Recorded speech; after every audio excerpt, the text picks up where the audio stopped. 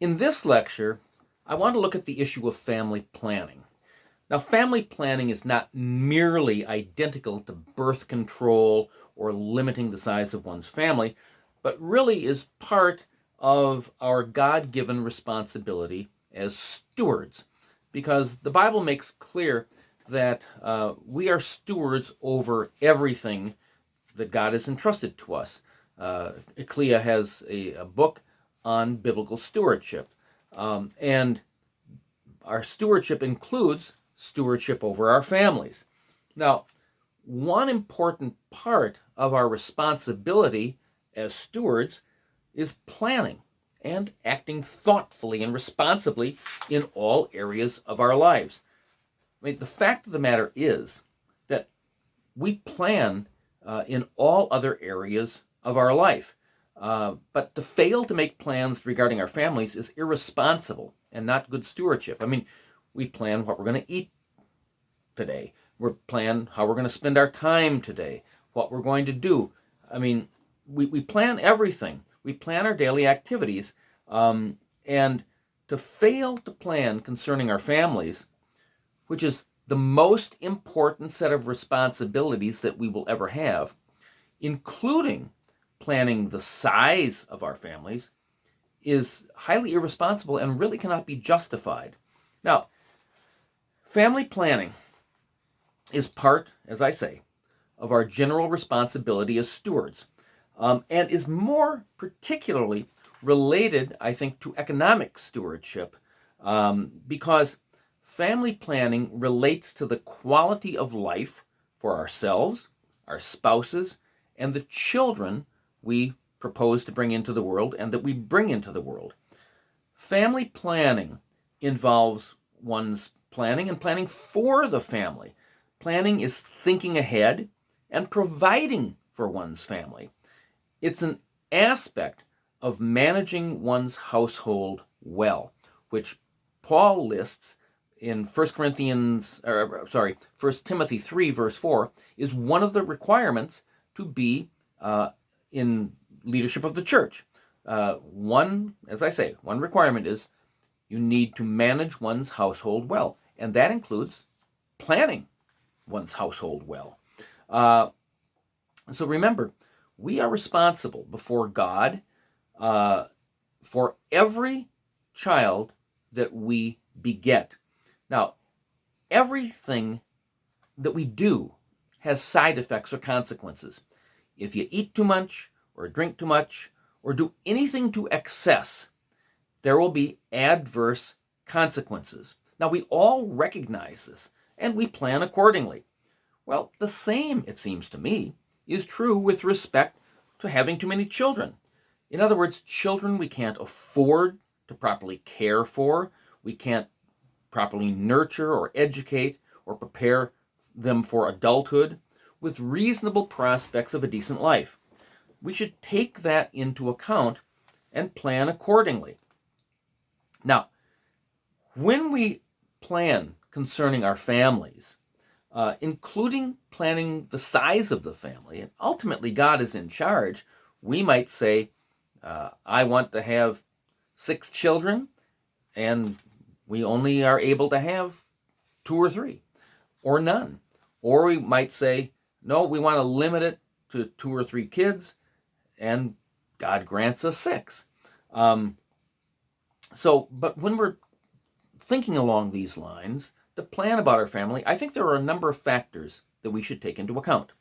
First, we need to take into account the political and economic condition of our country.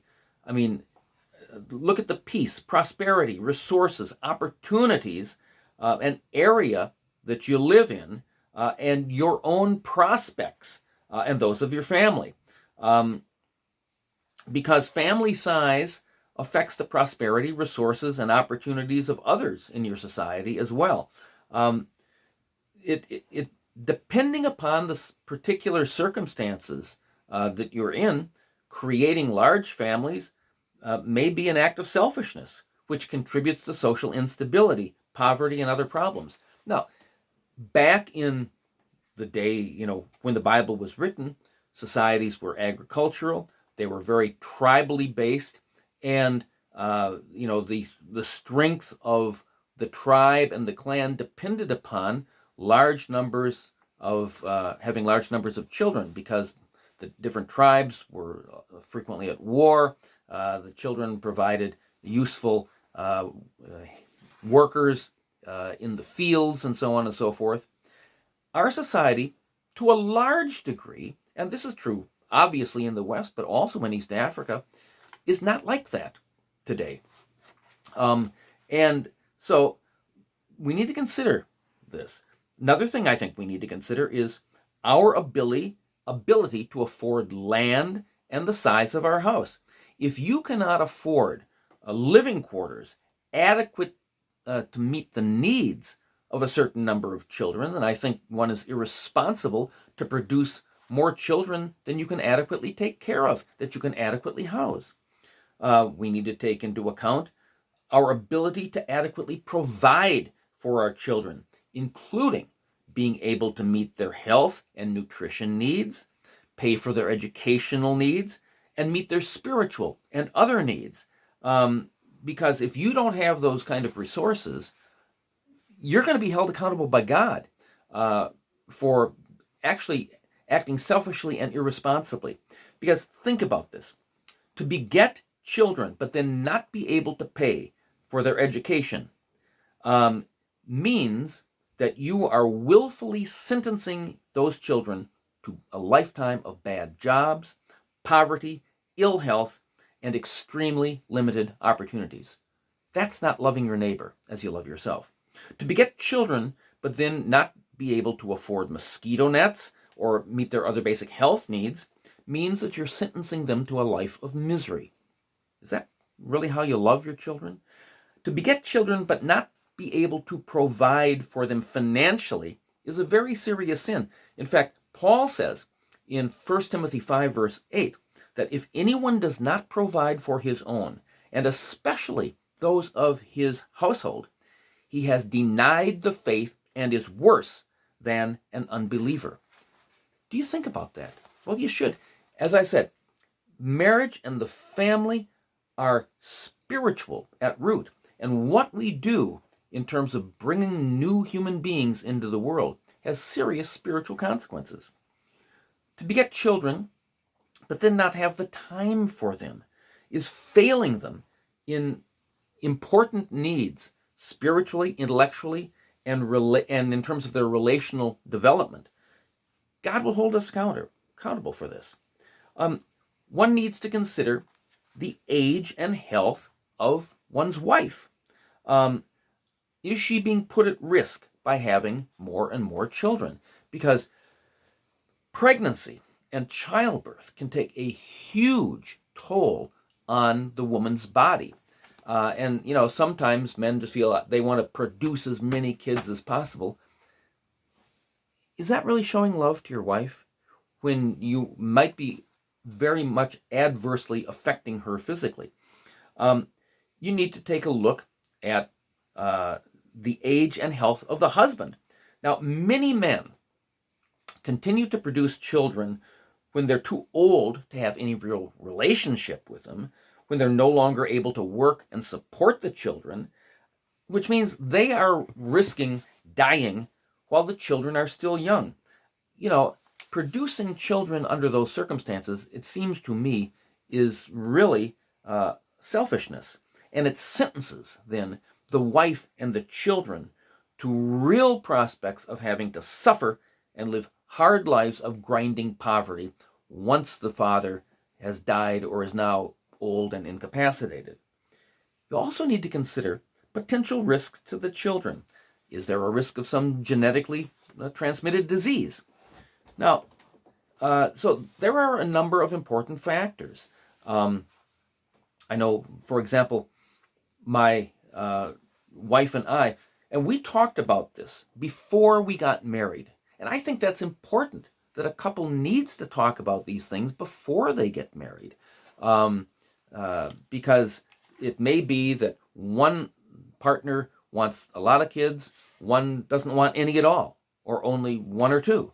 I mean, that is a source of marital discord. I think husband and wife need to be on the same page And I remember, for example, I only had one brother when I was growing up, and he died when he was 16. My wife had four siblings, um, and so I always wanted to have a large family. Now, I was out of law school. I was in a job that I had the prospects of making good money, and my wife was also trained as a lawyer, and so on. But we discussed this.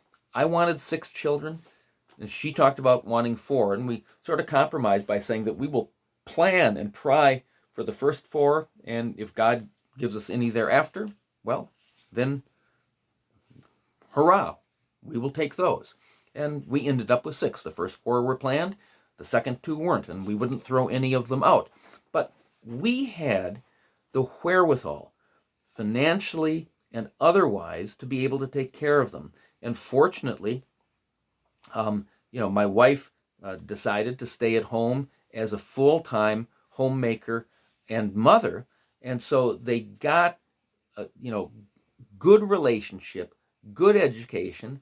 I am not saying that only people who make a lot of money should have a lot of kids, but I am saying that if you got to look at the economics of the situation, the health of the situation, because you want your children to be in the best position to rise up in life. So if you limit yourself to 2 or 3 or something like that, it may be that you've given them the opportunity to rise up to be able to provide a better life for more children.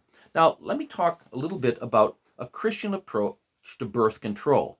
We need to understand something. So I'm going to look at some passages of Scripture here. There is no specific passage in the entire Bible that prohibits or even discusses birth control. The Bible is silent on that issue. Now, where the Scriptures do not speak clearly and positively on a definite subject, conclusions need to be drawn on the basis of biblical principles derived from a scriptural view of mankind, of marriage, and of sex. Now, because the Bible does not speak either for or against birth control, it is not a primary moral issue. Now, there are certain passages and principles that have some relevance to the issue of birth control. And as I look at them, they do not indicate that the Christian is prohibited from practicing contraception. Many people look at Genesis 1, verse 28, which says, "Be fruitful and multiply and fill the earth." But let's take a look at the context.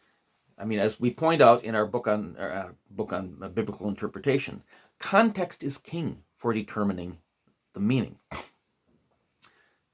What does this not say? This verse does not say, and no verse in the Bible says, it is not a command to have as many children as you possibly can. The verse doesn't say that. It doesn't specify to what extent the human race should reproduce. Look at the context. When God said that to Adam and Eve, there were no other human beings in the entire world. It was only Adam and Eve. And so God did not say, fill the earth with people as full as you possibly can. Remember, Adam and Eve had abundant space. They had the entire world. They had all of the world's resources in which they could take care of many children. But now that command has in fact been fulfilled. There are around 7 billion people spreading out, living in all areas of the world. So that command has been fulfilled. Furthermore, many people now live in conditions of crowding, poverty, lack of resources, and lack of opportunities that are totally different from when Adam and Eve received that command. It is simply not proper biblical interpretation to take the command given to Adam and Eve and apply it as if it were a personal command given to married couples today to have a large family. And look at the examples from the Bible. The Bible indicates that different biblical characters had different sized families. Some had large families. Ishmael had 12 sons. Jacob had 12 sons and one daughter. Some characters had small families. Joseph had 2 sons. Noah had 3 sons. Lot had 2 daughters. And that's all we know. So, be careful of using that. It's a command to have as many children as possible. Now, in Genesis 1:28, it also talked about subduing the earth. Mankind was given authority over nature and the ability to use his God-given abilities to glorify the Lord for man's own highest well-being. Now, in no area did God ever say you are to be slaves to nature. In other words, you're not permitted to use scientific and technological means to subdue nature, because human beings act contrary to nature or use technology in all kinds of areas. Doctors use anesthesia in operating. Farmers dehorn and emasculate their cattle. Gardeners prune their grapes. Homeowners cut their grass. Men and women cut their hair and shave their legs or shave their beards. Milk is pasteurized. Medicines are manufactured. Plants and animals are crossbred. Soap is made. The earth's resources are mined and converted into new things, all for mankind's health, well-being, and benefit. And so there is no more basis to say that contraception by scientific or technological means is wrong because it interferes with nature than it is to say that any other activity of mankind done by scientific and technological means is wrong.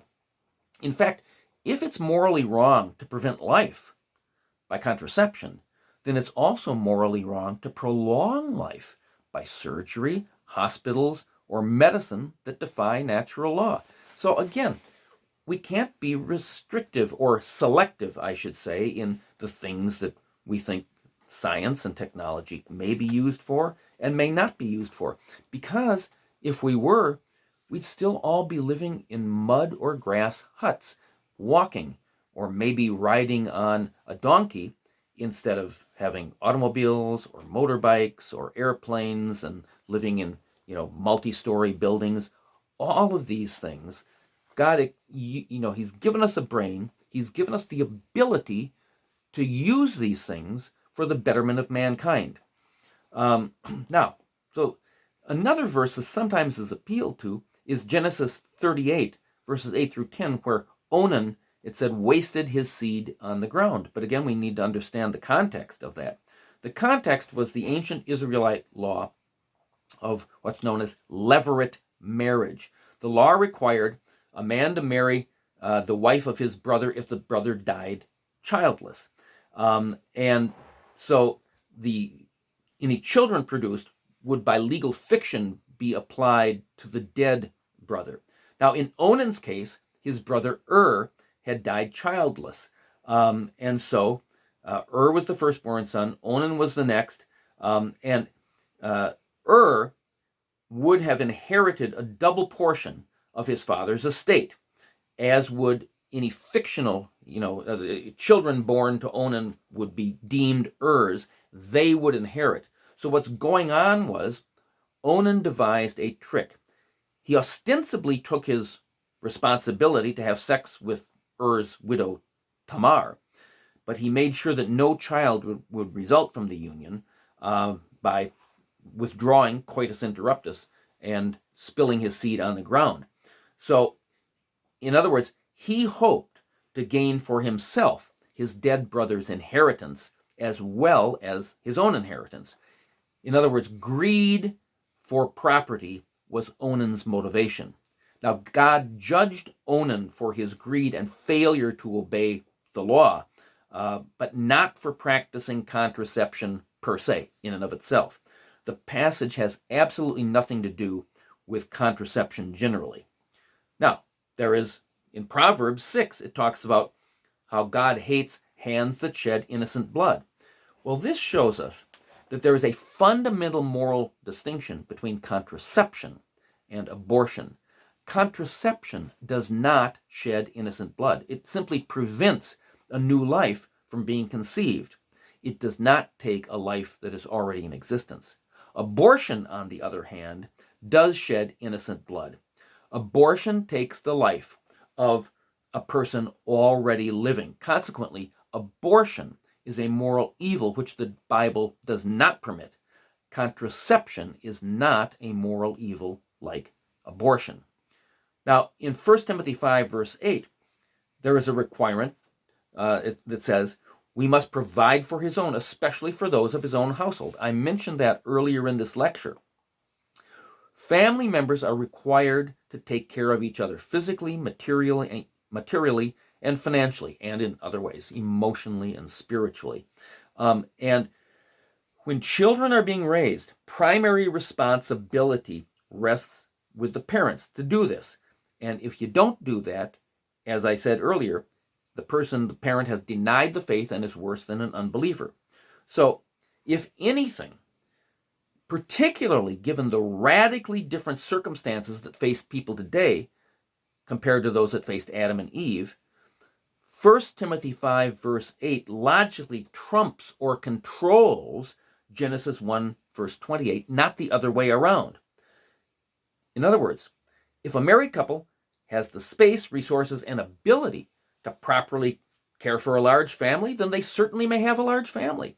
However, if they do not have the space, resources, and ability to properly care for a large family, then they should not have a large family. Also, take a look at the purposes of marriage. Procreation is one reason for marriage and for sex. But there are other purposes for marriage, as we talked in an earlier lecture, including companionship, unity, pleasure, protection from sexual immorality, and progressive personal sanctification. And therefore, Paul, remember, in talking about sex, Paul encouraged Christians to have a healthy sex life because married couples have a duty to one another, and he advised against long periods of abstinence. And so we can conclude from that Paul was approving of sex for mutual pleasure and satisfaction in marriage, even if procreation did not result. Contraception may add to the freedom of lovemaking and the ability and stability of a marriage, and it may preserve the marriage from unwanted children or economic disaster. So again, there are a number of factors to take into account here. Now, I want to look briefly at different types of birth control. In general, scientifically or technological contraception should be harmless. There should be no injury to the wife, husband, or future children. It should be protective. There should be a high degree of protection. And it should be practical. And so you need to talk with your pastor and physician about different means of birth control. Now, in the book, I list a number of different methods of birth control. Matter of fact, I list 12 different methods, discuss them all the way from abstinence to fertility awareness, condoms, diaphragms, patches, implants, injections, intrauterine devices, birth control pills, all the way to sterilization. So there are a number of different things that you should read about. I'm not going to take the time to discuss each one individually, but these are things you need to talk with your doctor about to see if you're considering using birth control, what would be best for you. Let me give some final considerations regarding birth control. First, liberty. Family planning and the decision to use or not use contraceptive methods has important implications for the family and for the individuals involved, the husband and wife. You need to deal with these things in a spirit of prayer and wisdom and grace. Because the Bible does not specifically speak out against birth control, it's a matter of conscience. A Christian couple is at liberty to practice birth control and to use natural as well as scientific means of contraception if that would be in the best interest of the marriage and the entire family. Now, liberty is not a license to sin. Although some people may abuse contraception for their own selfish ends, that does not negate its proper use. I mean, and for example, I know a lot of single people may use contraception and engage in fornication.